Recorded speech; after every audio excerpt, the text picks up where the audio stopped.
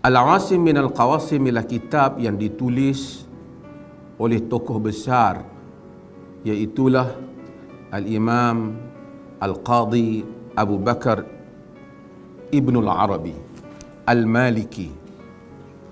Al-Qadhi Abu Bakar Ibnul Arabi Al-Maliki adalah merupakan tokoh besar di dalam mazhab Malik. Kita tahu kitab dia, mungkin siapa yang baca tentang Ahkamul Quran, Al-Awasim min Al-Qawasim, Aridatul Ahwazi, syarah kepada At-Tirmidzi, dan banyak lagi karya-karya besar yang menempatkan Al-Qadhi Abu Bakar Ibnul Arabi. Saya dulu, antara benda yang saya tertarik dengan Ibnu Arabi ini, kata Ibnu Arabi, Ibnul Arabi, lagi saya bezakan dengan Ibnu Arabi. Ibnul Arabi, dia kata dia datang ke Mekah, dia minum air Zam-Zam. Dia niat supaya dia banyak ilmu. Kata dia, aku terlupa nak niat supaya banyak amal. Maka aku dapati diriku ini banyak ilmu, tapi kurang amalan. Tawaduk dia lah, tawaduk dia. Tapi nak ceritanya, Al-Qadhi Abu Bakar Ibnul Arabi, kadang-kadang orang keliru dengan Muhyiddin Ibnu Arabi tanpa alif lam. Al-Qadhi Abu Bakar Ibnul Arabi Al-Ashbili Al-Maliki adalah tokoh di dalam mazhab Malik. Tokoh besar dalam mazhab Malik kerana di karyanya. Tapi saya nak cerita latar dia sedikit supaya tuan-tuan tahu sejarah tentang tokoh-tokoh dan perbezaan zaman. Al-Qadhi Abu Bakar Ibnul Arabi ini adalah salah seorang murid kepada Al-Imam Al-Ghazali rahimahullahu ta'ala. Dalam sejarahnya, dia ni orang mana tuan-tuan? Orang Andalus, Spain. Di Andalus, saya tak tahu nak atok macam mana. Dunia Islam ni bila dia berkembang, dia ada di Baghdad pada hujung, dan dia ada di Andalus. Di Andalus ini kita panggil di Maghrib lah. Maghrib tu kita panggil apa? Maghribi. Maghrib ni adalah Maghrib ni dari segi jalur pemikiran dia macam konservatif sikit. Baghdad ni macam maju sikit. Jadi ulama-ulama yang agak ulama-ulama bandar ni duduk di Baghdad lah. Sebab dan Andalus, dia kita tahu Abdul Rahman Dakhil masuk dan membuka kerajaan Andalus, lari daripada serpihan daripada kerajaan Bani Umayyah. Sebab tu wujudnya khalifah yang berbeza telah bermula bukan sejak zaman ini, ya, pemerintah sejak zaman itu apabila ada di Baghdad dan juga ada di Andalus. Di Andalus ulama-ulama berkembang. Mereka ni orang Europe. Bukan Europe lah, hampir dengan Europe. Dan mereka termasuk juga Afrika dan seumpamanya, dekat dengan mereka. Bagaimana Andalus menjadi mazhab? Andalus ini mazhabnya Malik. Walaupun Imam Malik, kita tahu Imam Malik duduk di mana? Imam Malik di Madinah. Tapi kemudian mazhabnya berkembang di Andalus melalui anak murid Imam Malik, iaitu Yahya bin Yahya Al-Laythi. Imam Malik ni kalau kita baca kitab Muwatta, ada dua Yahya bin Yahya. Satu Yahya bin Yahya Al-Ansari, satu lagi Yahya bin Yahya Al-Laythi. Yahya bin Yahya, kadang-kadang orang sebut Yahya bin Yahya, dia sangka Yahya bin Yahya Al-Laythi. Yang riwayat dalam Sahih Muslim itu bukan Yahya bin Yahya Al-Laythi, itu Yahya bin Yahya Al-Ansari. Dia meriwayatkan hadis, tidak meriwayatkan mazhab. Yahya bin Yahya Al-Laythi, dia meriwayatkan hadis dan mazhab. Dia balik ke Andalus, dia mengembangkan mazhab Malik. Jadi mazhab Malik berkembang di Andalus. Dia itulah yang terkenal, yang saya ingat tuan-tuan pun tahu cerita dia, yang Imam Malik pada satu hari gajah masuk ke Madinah, ramai orang keluar tengok gajah, dan Yahya bin Yahya Al-Laythi kata, Imam Malik tanya, kau tak pergi tengok ke? Dia kata, aku tidak datang untuk melihat gajah, wa innama ji'tu li araka ya imam, aku datang kerana nak melihatmu wahai imam. Jadi dia mendengar riwayat daripada Imam Malik, panggil dia aqil Andalus, orang bijak Andalus. Dia membawa balik riwayat. Dia bawa balik, dia bawa balik kitab Muwatta. Kecuali satu bab yang dia terlewat, iaitu Kitabul I'tikaf. Masa tu dia pergi ke ni, dia pergi cari Al-Laits bin Sa'ad. Al-Laits bin Sa'ad ni tokoh semasa zaman Malik yang mana bersaing dengan Imam Malik. Tapi tengok anak murid Imam Malik pergi dengar dia juga di Mesir. Yang kita tahu bahawa Imam Syafi'i bila masuk ke Mesir cari Al-Laits bin Sa'ad. Imam Syafi'i kan anak murid kanan Imam Malik. Kan dia pergi jumpa kubur Laits, dia kata, asyhadu annaka afqah min Malik, aku menyaksikan engkau lebih faqih daripada Malik. Okey. Mazhab Malik berkembang di Andalus, di Maghrib. Dan kita tahu tokoh-tokoh di Maghrib sebelum mazhab Malik berkembang, ada lagi tokoh-tokoh lain, iaitu mazhab Al-Auza'i. Al-Imam Al-Auza'i, mazhab dia kuat di Maghrib. Tu saya nak cerita perkembangan dunia tu macam tu lah. Satu masa mazhab ni kuat, mazhab ni mengambil. Al-Auza'i mendapat tempat, sehingga mazhab Malik kemudian kuat. Dan kita juga tahu ada satu orang tokoh yang hebat, iaitu Ibn Hazmin Al-Andalusi.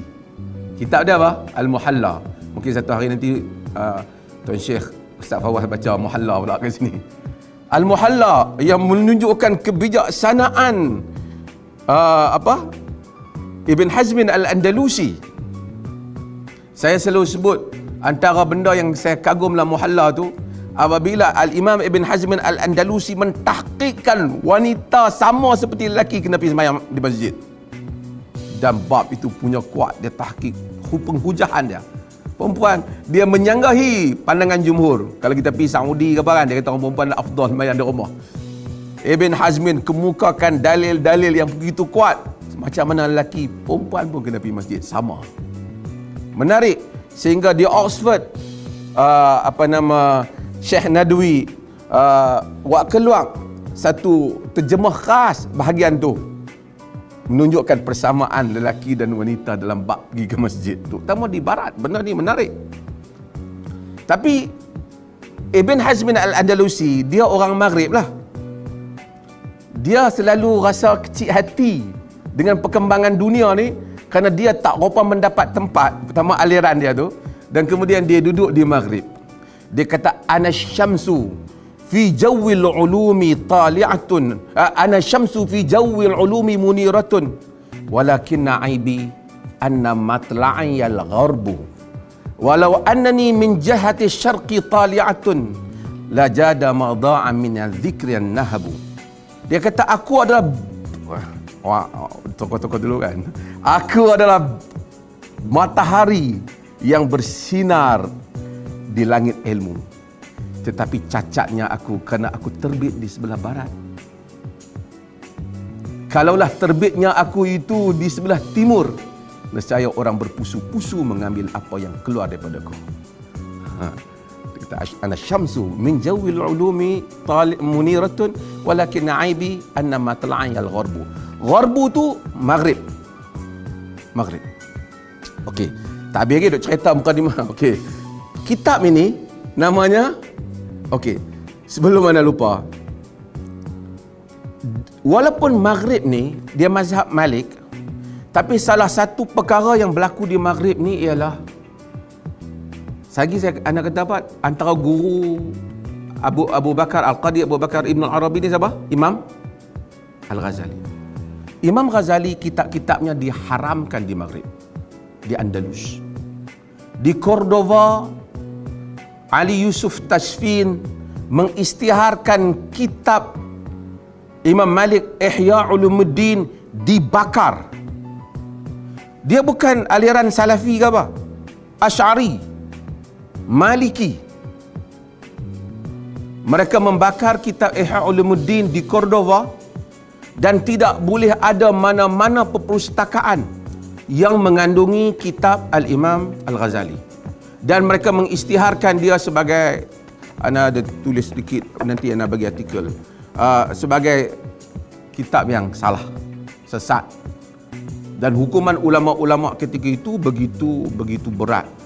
Ali Yusuf Tashfin ini, dia pada zaman, dia meninggal pada tahun 537, bayangkan. Siapa dia yang nasihat Ali Yusuf Tashfin? Tokoh Malik yang besar, Asy'ari juga, iaitu Ibn Hamdin. Al-Qadhi Ibn Hamdin menasihatkan supaya buku ni dibakar. Dan Ihya Ulumuddin telah dibakar di Cordova, diharamkan daripada semua perpustakaan, dan fatwa-fatwa dikeluarkan oleh para ulama begitu banyak berhubung dengan kesalahan kitab Ihya Ulumuddin. Antara tokoh besar yang mengeluarkan fatwa tentang kesalahan kitab Ihya Ulumuddin, saya cerita, ni kod ni, saya cerita sejarah dulu. Sekali saya cerita balik macam mana dia punya cover dah. Kan? Ialah Al-Imam Al-Turtushi. Ni imam alim, abid, saleh, zahid, sufi. Dia kata, aku tidak syahana kitabahu bil kadhib ala Rasulillah. Dia kata Al-Ghazali telah memenuhi kitabnya dengan pendustaan kepada Rasulullah. Fala a'lamu kitaban ala basidil ard fi mablagh ilmi aktsara kadhiban ala Rasulillah minhu. Aku tak pernah jumpa satu kitab atas muka bumi yang lebih bohong kepada Rasulullah lebih daripada Ihya Ulumuddin. Ini adalah yang dikeluarkan oleh At-Turtushi.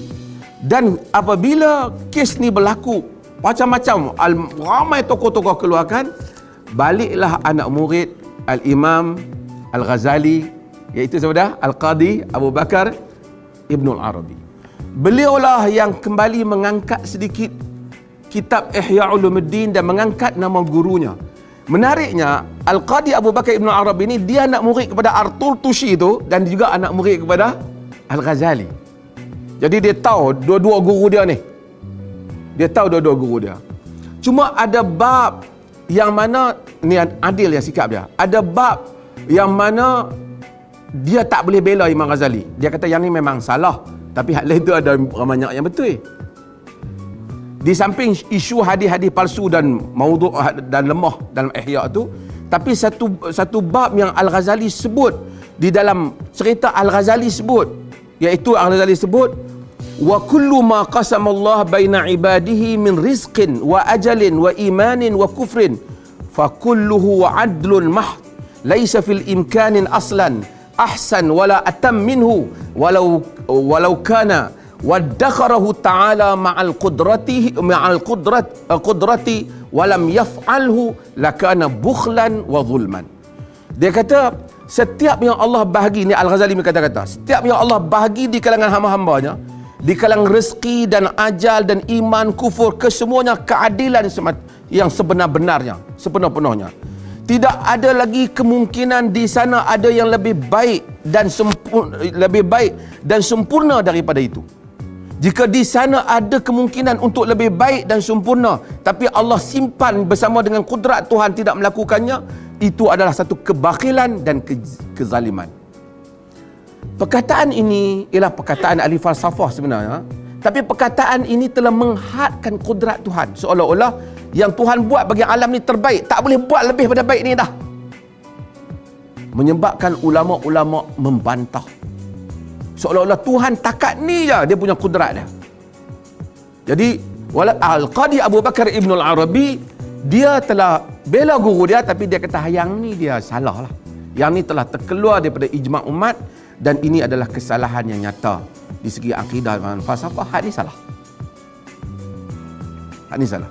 Dan dia juga dia komplain tentang hadis apa, tapi peranan Ibn Al-Arabi ni, dialah dengan wujudnya dia taklah begitu tajam sangat pemusuhan terhadap buku Al-Ghazali di Andalus. Tapi diinsaf lah, bukan nak murid jenis salah-salah lah. Salah lah itu kita. Okey. Tapi memanglah cerita masa hadis palsu dan seumpamanya, itu cerita lain. Ada seorang lagi, sebelum kita baca kita, ada seorang lagi namanya nama saya Muhyiddin Ibnu Arabi, sebelum kita pergi. Yang ni tokoh sufi, tokoh wahdatul wujud. Kan? Yang terkenal dengan kata-kata idza dakhala shin idza dakhala sin fi shin zahara qabl mahyuddin rabbukum tahta qadami. Siapa-siapa yang mengaji. Dua kitab dia yang terkenal, yang dianggap kontroversi oleh para ulama, iaitu Fususul Hikam dan satu lagi Futuhat Al-Makkiyah. Dua kitab ni telah mengangkat ilmu wahdatul wujud yang menjadi kontroversi. Ulama-ulama keseluruhannya, hampir keseluruhannya menghentam, yang mengkafirkan jangan tanyalah Ibnu Arabi. Tapi dalam dunia akademik, saya nak beritahu, adalah juga ulama yang bela dia. Antaranya Al-Munawi, Abdul Rauf Al-Munawi bela dia, Faidul Qadir. Bahkan Al-Imam Suyuti, kita tengok pada satu sisi Suyuti ada tulis kitab tentang larangan bid'ah macam sampai lafaz usuli pun dibid'ahkan oleh Suyuti. Tiba-tiba As-Suyuti membela Ibnu Arabi. Kitab khas dia membela Ibnu Arabi, Tanbihul Ghabi bi Fadai Ibnu Arabi Ibn Jabiqah. Tapi dia membela Ibnu Arabi. Pada sisi satu keganjilan kan, dunia akademik ni kadang-kadang dia ganjil sikit kan. Dia bela As-Suyuti, dan As-Suyuti ni ada juga benda-benda sufi lain yang dia bela. Tapi maksudnya majoriti para ulama marah pada Ibnu Arabi, hak tak ada alif lam ni. Hak kita baca ni ada alif lam. Ni kita mukadimah sikitlah cerita tentang dunia ilmu ni. So, Ibnu Arabi tu pasal isu, dia bukan isu fiqh dan dia bukan isu akidah dia. Yang ni ialah orang tak petikai akidah Al-Qadi Abu Bakar Ibnul Arabi. Yang ni orang tak petikai akidah dia. Dia ni menariknya, dua-dua Ibnu Arabi dan Ibnul Arabi dua-duanya Andalus. Dua-duanya dari Ashbili, Sevilla. Saya pernah pergi lah tempat tu. Dan kemudian di Andalus, Al-Ashbili. Dia orang sama di tempat mereka tu. Okey.